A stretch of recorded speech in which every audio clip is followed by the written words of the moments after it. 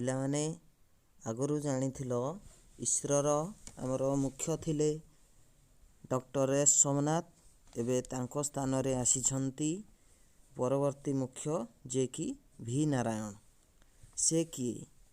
ସେ ହେଉଛନ୍ତି ଆମର ଭାରତୀୟ ମହାକାଶ ଗବେଷଣା ସଂଗଠନ ଇସ୍ରୋର ଏବେ ବୈଜ୍ଞାନିକ।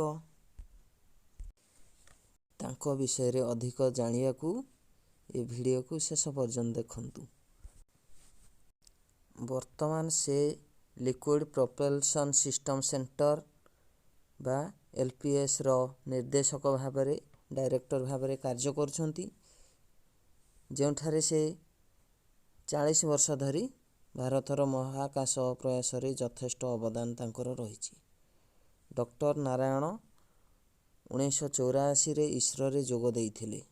ତାଙ୍କ କ୍ୟାରିୟର ବିଭିନ୍ନ ଗୁରୁତ୍ୱପୂର୍ଣ୍ଣ ଭୂମିକା ରହିଛି।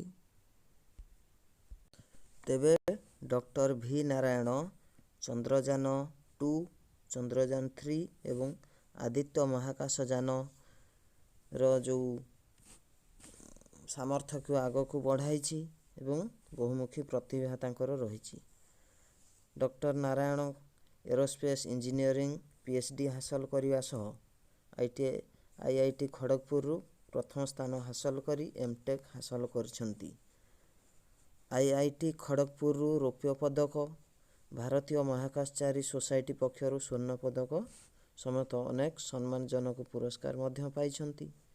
ଏହା ସହ ସେ ଏବେ ଯେଉଁ ଆମର ଆସିବ ଚନ୍ଦ୍ରଯାନ-4, ଗଗନଯାନ ମିଶନ, ଶୁକ୍ରଯାନ ମିଶନ, ମଙ୍ଗଳଯାନ-2 ସମେତ ଅନେକ ଭାରତର ପ୍ରମୁଖ ମିଶନର ବିକାଶ ଏବଂ ପୁନଃବ୍ୟବହାର ଯୋଗ୍ୟ ଉତ୍କ୍ଷେପଣ ଯାନର ବିକାଶରେ ପ୍ରମୁଖ ଭୂମିକା ଗ୍ରହଣ କରିବେ।